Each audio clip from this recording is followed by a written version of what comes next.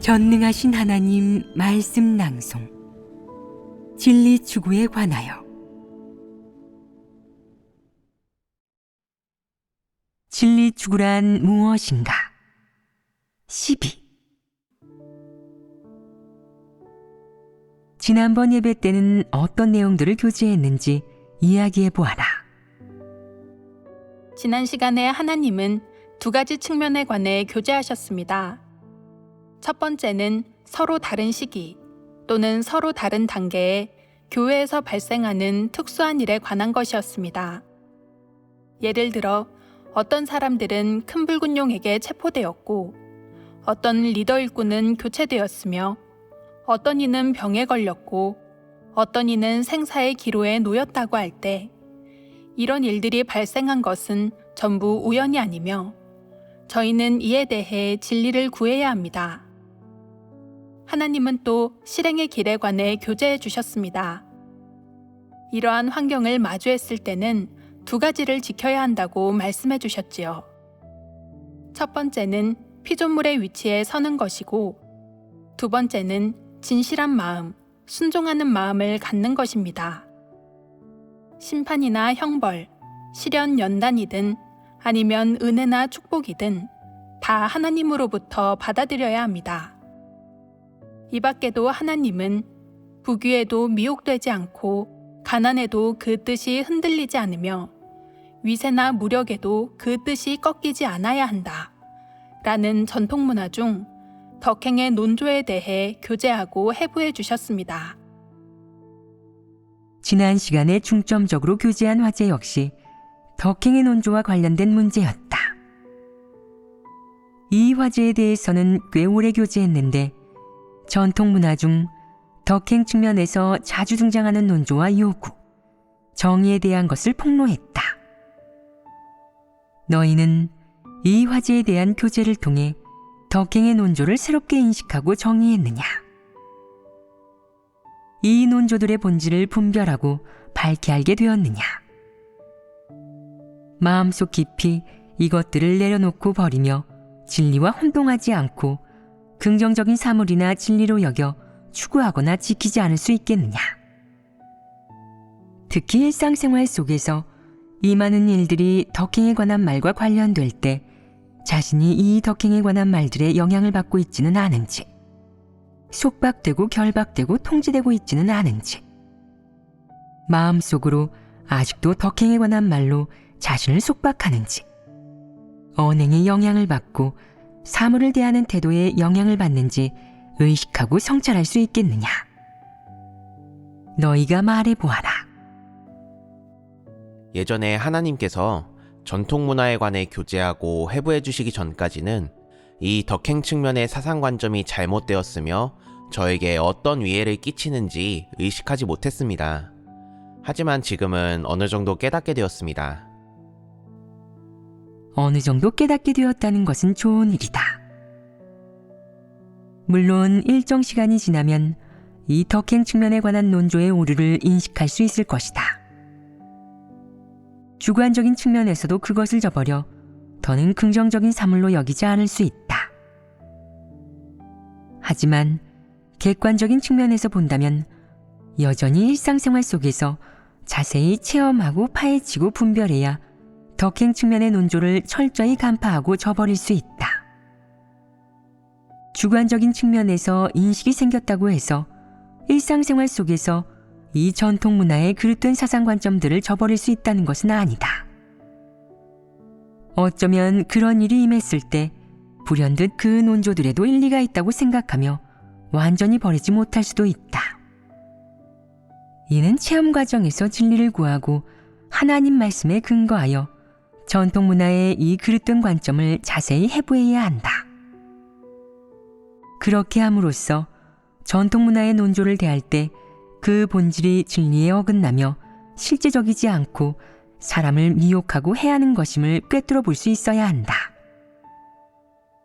이렇게 되어야 마음에서 철저히 이 터무니없는 관점의 해악을 제거할 수 있다. 너희는 지금 전통 문화의 각종 논조가 잘못되었다는 사실을 이치상으로 인식했는데 이는 좋은 시작에 불과하다. 앞으로 전통 문화의 해악과 영향을 근원적으로 철저히 해결할 수 있을지 여부는 어떻게 진리를 추구하느냐에 달려 있다. 덕행의 논조는 그게 어떤 것이든 전부 인류가 지창하는 덕행 측면에 관한 사상관점이다. 덕행 측면의 갖가지 논조가 지닌 본질에 대해서는 이미 적잖게 폭로한 바 있지만 전에 교제한 그 몇 가지 측면 외에 반드시 폭로해야 할 덕행의 논조들은 분명 더 있을 것이다. 그렇게 해야 인류가 지창한 덕행 측면의 갖가지 논조에 대해 더 깊이 인식하고 분별할 수 있다. 이는 너희가 마땅히 해야 할 일이다. 지난번에는 부귀에도 미혹되지 않고 가난에도 그 뜻이 흔들리지 않으며 위세나 무력에도 그 뜻이 꺾이지 않아야 한다. 라는 덕행의 논조에 대해 교제했다. 의미를 보면 이 말은 주로 남성을 대상으로 한 것인데 그것은 남성에 대한 하나의 요구이자 사람들이 말하는 사내대장부에 대한 하나의 기준이다. 우리는 남성에 대한 이 기준을 폭로하고 해부하였다. 남성에 대한 이 요구 외에 예전에 교제한 현숙하고 어질고 정숙하고 유덕해야 한다. 라는 여성에 대한 논조를 통해서도 다음과 같은 사실을 분명히 알 수 있다. 인류의 전통 문화는 여성에게만 현실성 없고 인성에 맞지 않는 비인도적 요구를 한 게 아니라 남성에게도 그냥 넘어가지 않고 비도덕적이고 비인도적이며 인성에 어긋나는 논조와 요구를 제시했는데 이는 여성의 인권은 물론 남성의 인권까지 박탈했다. 이러한 점에서 보면 언뜻 공평한 것 같다.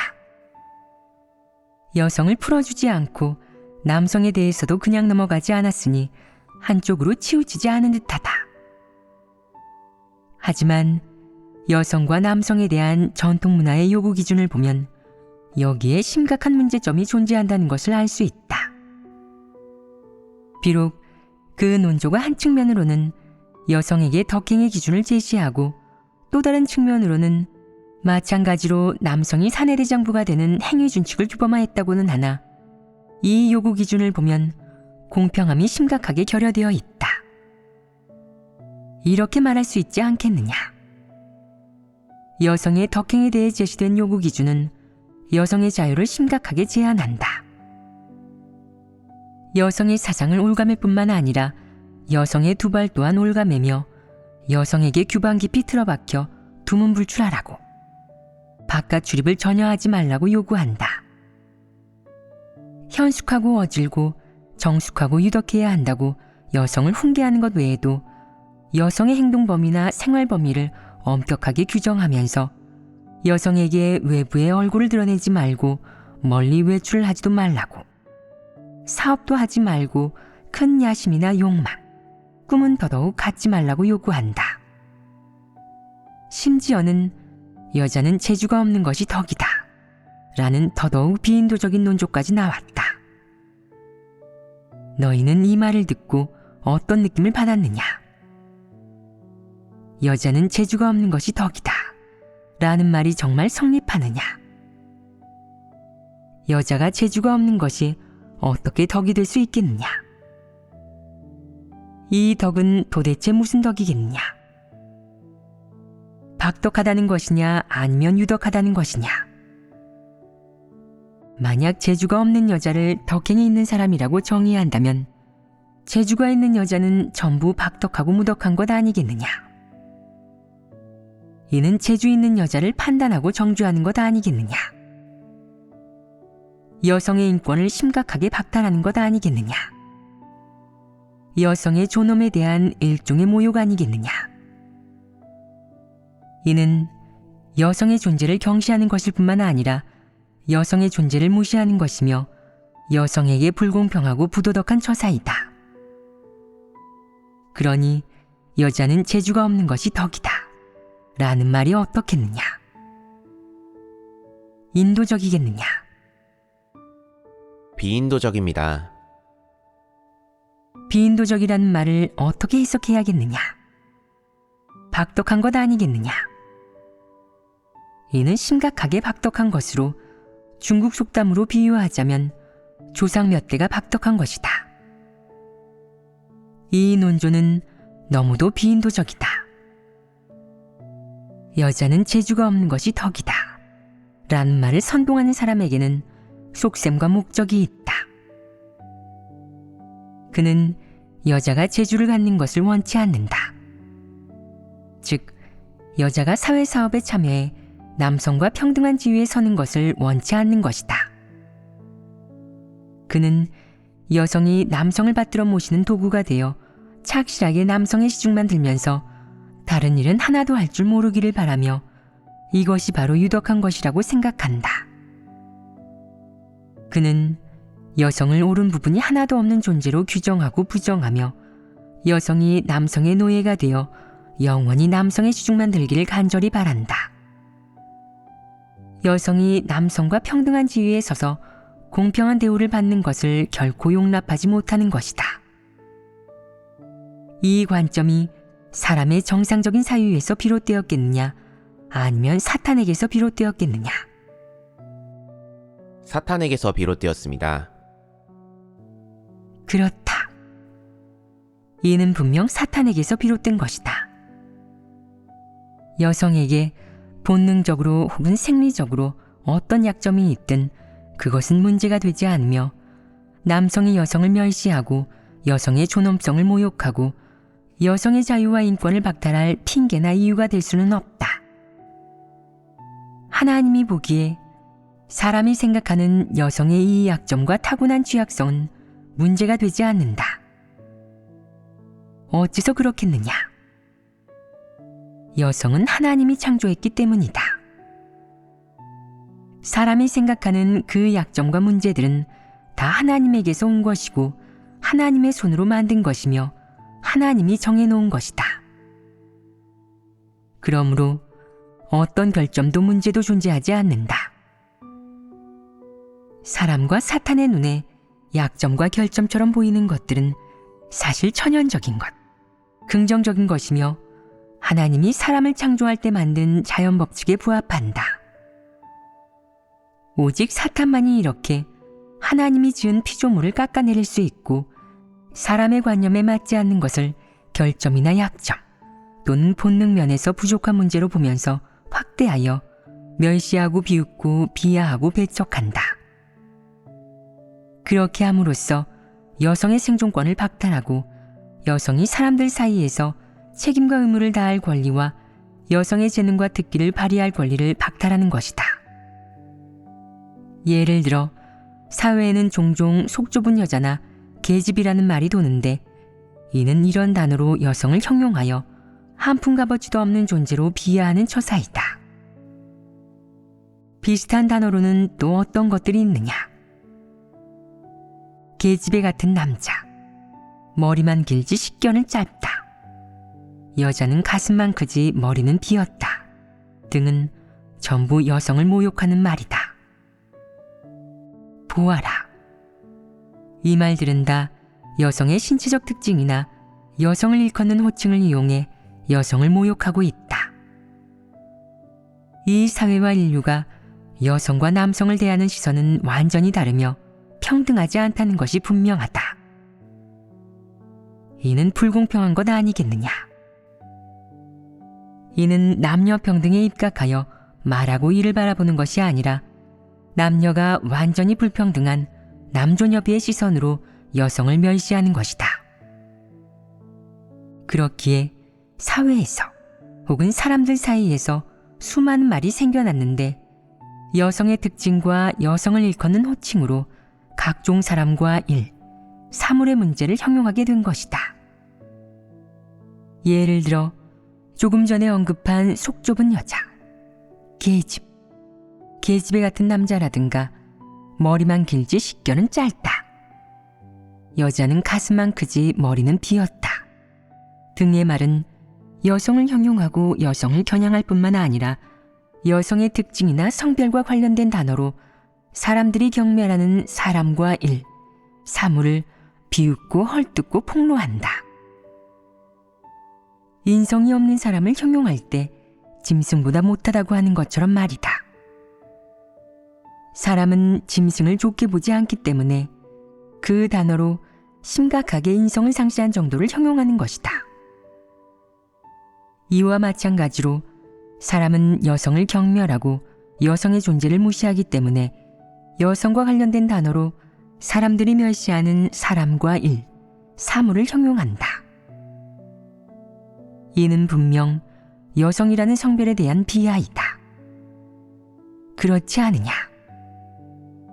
어떻게 말하든 이 인류와 사회가 여성을 바라보는 시선과 여성에 대해 내린 정의는 불공평하며 사실에 어긋난다.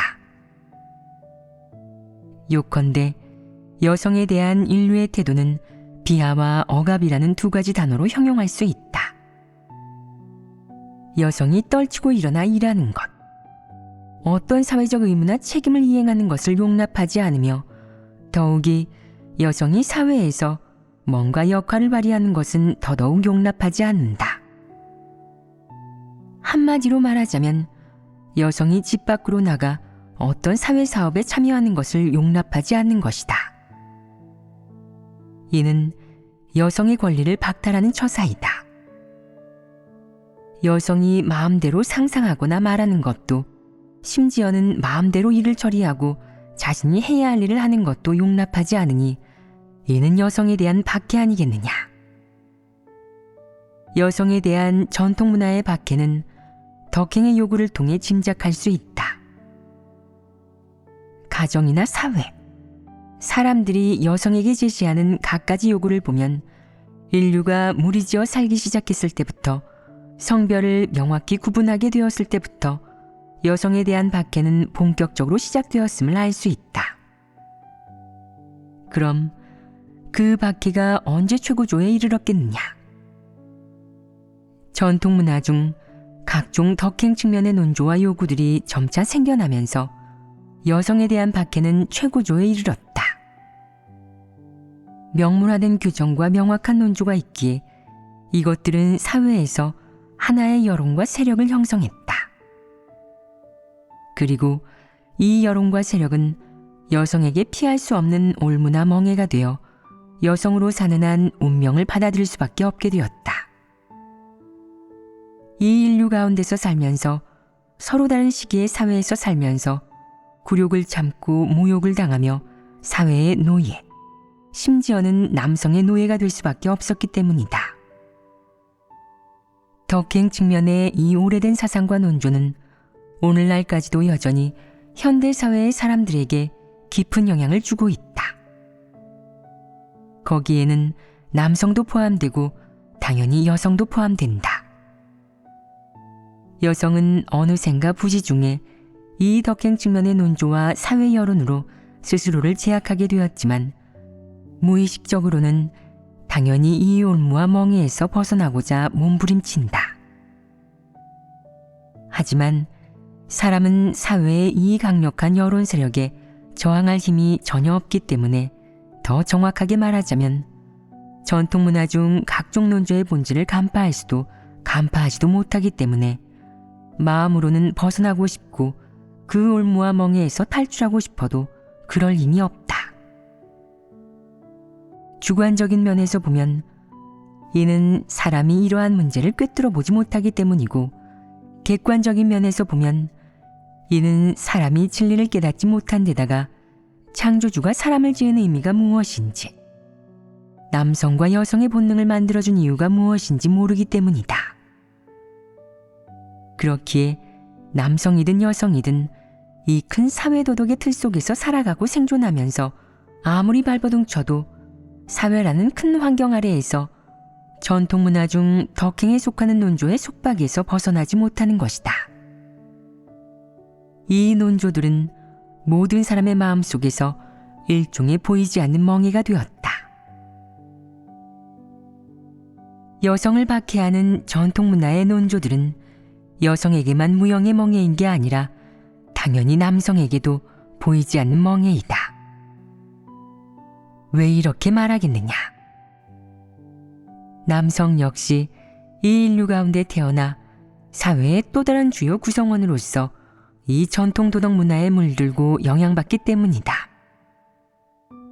이 전통 도덕 문화는 모든 남성의 마음속에도 깊이 뿌리내려져 남성들은 자기도 모르게 전통 문화에 영향받고 속박받는다. 예를 들어 속 좁은 여자. 여자는 재주가 없는 것이 덕이다. 여자는 반드시 현숙하고 어질고 정숙하고 유덕해야 한다. 여자는 반드시 순결해야 한다 등의 주장은 남성들이 마음속으로 철석같이 믿는 것으로 그들 역시 이 전통 문화에 단단히 얽매여 있다. 한 측면으로는 여성을 박해하는 이 주장들은 남성의 지위를 높이는 데 매우 큰 도움과 유익이 된다. 이 큰 도움과 유익 면에서 보면 남성은 사회에서 이 여론에 무척 큰 도움을 받는다. 그래서 남성들은 여성을 박해하는 이 여론과 주장들을 자발적으로 받아들이고자 한다. 또 다른 측면에서 보면 남성들 역시 이 전통 도덕 문화에 미혹되고 영향받기 때문에 남성은 전통 문화의 큰 흐름 속 또 다른 피해자라고 할 수 있다. 혹자는 온 사회가 남권지상주의를 외치는데 어째서 남성도 피해자라고 하시는 겁니까? 라고 말하는데 이는 인류를 유혹하고 오도하고 미혹하고 마비시키고 얽매는 전통 도덕 문화의 측면에서 바라보아야 한다. 여성은 전통 문화의 도덕 사상에 심하게 해를 입었고 남성 또한 깊이 미혹되어 적잖은 해를 입었다. 미혹되었다는 말의 또 다른 의미는 무엇이겠느냐? 남성을 평가하고 여성을 정의할 올바른 관점이 없다는 것이다. 이 일을 어떤 각도에서 보든 그는 하나님이 선포한 진리나 하나님이 사람에게 제정해준 각종 규칙, 법칙에 근거하지 않고 하나님이 사람에게 드러내준 긍정적인 사물에 근거하지도 않는다. 그가 근거하는 것은 전통 문화이다. 이러한 점에서 봤을 때 남성 또한 전통 문화에 유인되고 오도되고 미혹되고 마비되고 얽매인 피해자이다. 그러므로 남성은 이 사회에서 여성의 지위가 없다는 이유로 가엾게 생각할 것이 없고 자신의 사회적 지위가 여성보다 높다는 이유로 흡족해할 것도 없다. 너무 일찍 기뻐하지 마라. 사실 남성 또한 무척 불쌍한 존재로 비교하자면 똑같이 가엾다. 어째서 똑같이 가엾다고 하겠느냐? 남성에 대한 이 사회와 인류의 정의나 평가 혹은 남성에게 부여한 책임이 과연 어떤 것인지를 보자.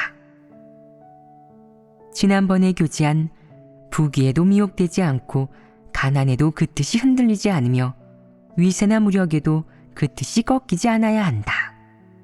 라는 남성에 대한 요구를 보면 이 요구의 최종 목표는 바로 남성을 사내대장부로 정의하는 데 있다. 이는 모범적인 남성에 대한 호칭이다. 이 사내대장부라는 호칭이 남성의 어깨를 내리누르는 순간 그 남성은 반드시 그 호칭을 짊어지려 할 것이다.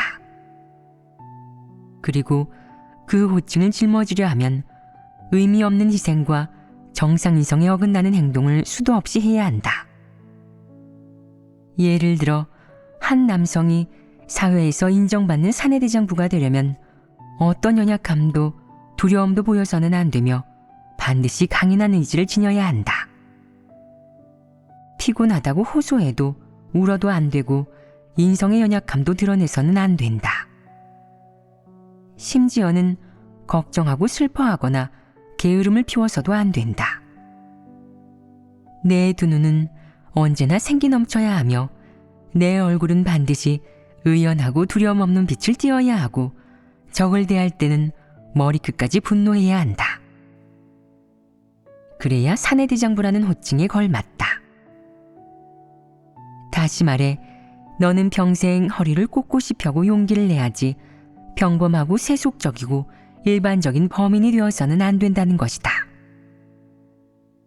반드시 범인을 뛰어넘어 초인이 되어야 하며 초월적인 의지와 끈기, 인내, 강인함을 지녀야 한다.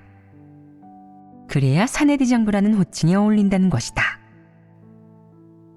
이는 남성에 대한 전통문화의 요구 중 한 가지에 불과하다.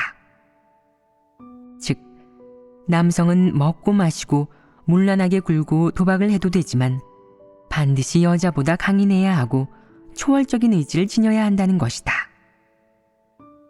무슨 일이 임하든 굴복하거나 위축되거나 노라고 말해서는 안 되며 겁내거나 두려워하거나 나약해진 모습을 보여서도 안 된다는 것이다. 정상 인성에 갖춰져야 하는 이런 모습들을 전부 숨기고 포장하여 조금도 드러내지 말고 어느 누구에게도 보이는 일이 없어야 한다. 심지어는 자신의 부모나 가장 가까운 사람, 가장 사랑하는 사람에게도 보여서는 안 된다. 어째서 그렇겠느냐? 너는 사내대장부가 되려 하기 때문이다. 사내대장부에게는 한 가지 특징이 더 있다. 바로 어떤 사람과 일, 사물도 그의 뜻을 가로막지 못한다는 것이다. 한 남성이 어떤 일을 하려고 뜻이나 이상, 소망을 품었을 때 예를 들어 나라에 몸바치겠다거나 친구에게 의협심을 보이겠다거나 벗을 위해서라면 어떤 희생도 감수할 마음을 먹었다거나 어떤 사업을 하려고 한다거나 야심을 가졌다면 옳고 그름과는 상관없이 누구도 그를 간섭할 수 없다. 애틋한 사랑도 가족 간의 정도, 가정도, 사회적 책임도 그의 뜻을 바꿔놓을 수 없고 그가 포부와 이상, 바람을 포기하게 하지 못한다. 그의 뜻이나 그가 이루려고 다짐한 목표, 걸어가려는 길은 누구도 바꿔놓을 수 없다. 동시에 그 역시 스스로에게 언제 어느 때라도 긴장을 늦추지 말 것을 요구해야 한다. 일단 긴장을 늦추고 해이해지는 순간 가정으로 돌아가 책임을 다하고 부모에게 효도하고 자식을 돌보는 정상적인 사람이 되어 이상과 뜻을 포기하고 걸어가려는 길과 이루려는 목표를 버리려 하게 된다. 이런 사람은 사내대장부가 아니다. 사내대장부가 아니라면 무엇이겠느냐? 못난 인간, 머저리가 된다. 이는 온 사회가 멸시하는 것으로 당연히 남성도 그런 자신을 멸시한다. 자신의 행동에 사내대장부의 기준에 부합하지 않는 어떤 문제나 결점이 있다는 것을 깨닫는 순간 그는 마음속으로 스스로를 멸시하며 이 사회에서 설 곳도 능력을 발휘할 곳도 없다고, 사내대장부나 남자라고 불릴 자격이 없다고 생각하게 된다. 사내대장부의 또 다른 특징은 위세나 무력에도 그 뜻이 꺾이지 않아야 한다는 것이다. 이는 권력이나 폭력, 위협 등으로 굴복시킬 수 없는 정신이다. 즉, 어떤 권력이나 폭력, 위협을 마주해도 심지어는 목숨이 위험한 순간에도 남자라면 죽음을 두려워하지 말고 백절불굴의 마음으로 포로나 겁쟁이가 되지 않아야 한다는 것이다. 또 목숨을 구하기 위해 어떤 세력에도 굴복해서는 안 되며 몸을 굽혀 보전을 꾀해서도 안 된다. 어떤 책임이나 의무를 위해 또는 어떤 이유 때문에 권력이나 어떤 세력에 굴복한다면 설령 살아남아 목숨을 유지한다고 해도 그는 자신이 숭상하는 전통 도덕 문화로 인해 그 행위에 모멸감을 느낀다. 일본의 사무라이 정신이 이와 비슷하다. 그들은 패배해서 수모를 당하면 할복 자살을 하려고 든다. 생명이 그리 가벼운 것이더냐. 사람의 생명은 오직 하나뿐이다. 작은 패배나 좌절 때문에 죽겠다는 마음까지 품는다면 이는 전통 문화의 영향을 받아서 그런 것 아니겠느냐. 일이 임했을 때 바로 결단을 내리지 못하고 전통 문화의 요구에 부합하는 선택을 내리지 못하며 자신의 존엄과 인격을 증명해 보이지 못하고 스스로가 사내대장 부임을 보여주지 못하면 목숨을 가볍게 여기고 자살을 선택한다. 이 사상 관점을 지니게 된 원인을 파고들어 보면 전통 문화가 남성의 사상에 심각한 영향을 주고 남성의 사상을 올가맸기 때문이다. 만약 전통 문화의 이런 사상 관점에 영향을 받지 않았다면 그렇게 많은 남성이 자신의 목숨을 가볍게 여기고 할복 자살을 선택하는 일은 없었을 것이다. 사내대장부라는 정리에 대해 남성들은 무척 분명하고 확고하게 그 전통 문화의 사상 관점들을 받아들이며 그것들을 긍정적인 사물로 여겨 자기 자신은 물론 다른 남성들까지 판단하고 제약한다. 남성의 사상 관점, 그리고 이상이나 목표, 선택하는 길을 보면 모든 남성이 전통 문화에 깊이 영향받고 해를 입었음을 알 수 있다. 수많은 영웅의 행적이나 아름다운 전설은 전통 문화가 사람의 마음 깊이 파고들었음을 보여주는 사실적인 묘사이다. 이러한 관점에서 본다면 남성도 여성과 마찬가지로 전통 문화에 큰 해를 입은 것 아니겠느냐. 단지 남성과 여성에 대한 전통 문화의 요구 기준이 다를 뿐이다. 여성에게는 끝도 없이 모욕하고 비하하고 제약하고 통제하지만 남성에게는 가능한 한 부추기고 미혹하고 선동하고 교사하여 겁쟁이나 범인, 평범한 사람이 되지 못하게 한다. 남성에 대한 요구는 무슨 일을 하든 여성과 달라야 하고 여성을 뛰어넘어야 하며 여성보다 대단해야 하고 여성을 능가해야 한다는 것이다. 또 이 사회와 인류, 사회의 흐름과 방향, 사회의 모든 것을 통제해야 한다는 것이며 심지어 이 사회에서 대권을 손에 넣고 사회와 인류를 통제하는 권력을 장악해야 한다는 것이다. 이 권력에는 여성을 다스리고 관리하는 것까지 포함된다. 이것이야말로 남성이 추구해야 할 목표이고 사내대장부의 영적 기계라는 것이다. 오늘날 수많은 국가가 민주사회에 진입하고 여자와 어린이의 권익 역시 보장받게 되면서 전통문화의 사상, 관점으로 인한 영향과 속박은 어느 정도 희미해졌다. 어쨌든 수많은 여성이 사회에 진출했으며 많은 분야와 업종에서 여성의 참여가 날로 늘고 있다. 하지만 전통문화의 사상은 이미 오래전에 인류의 마음속에 깊이 뿌리를 내렸다. 여성의 마음뿐만 아니라 남성의 마음에까지 말이다. 그렇기에 남성이든 여성이든 자기도 모르게 전통문화의 관점이나 입장으로 각종 문제를 생각하고 바라본다. 물론 전통문화의 사상 관점으로 각 분야의 사업과 직업에 종사하기도 한다. 현대사회에서 남녀의 불평등 문제는 어느 정도 개선되었지만 전통문화 속 남존여비 사상은 여전히 사람들 마음 깊은 곳에서 주도적인 자리를 차지하고 있다. 많은 나라의 교육이 기본적으로 전통문화의 이 핵심 사상들을 위주로 이루어진다. 그래서 오늘날 이 사회와 인류가 전통문화의 논조로 갖가지 문제를 서술하는 일이 거의 없음에도 불구하고 인류는 여전히 전통문화 사상의 틀에 갇혀 있는 것이다. 현대사회에서 여성을 칭찬할 때 어떤 단어를 쓰더냐? 여장부, 여걸이라는 말을 쓴다. 이는 존칭이겠느냐 아니면 폄칭이겠느냐? 어떤 여성은 여장부라고 칭찬하는 말을 들으면 기분이 좋아요. 어떤가요? 저는 남성사회에 진출해서 지위 상승을 이뤘어요. 여자지만 뒤에 장부가 붙어서 여장부가 됐잖아요. 남자들과 어깨를 나란히 하는 거니까 일종의 영광이죠. 라고 말한다. 이는 인류 사회의 어떤 민족 혹은 단체가 그 여성을 인정하고 받아들인 것으로 더없이 영광스러운 일이다. 그렇지 않으냐? 여성이 여장부라는 말을 듣는다는 것은 능력이 있다는 뜻이고 사내 대장부들에게 뒤처지지 않고 동등하다는 뜻이다.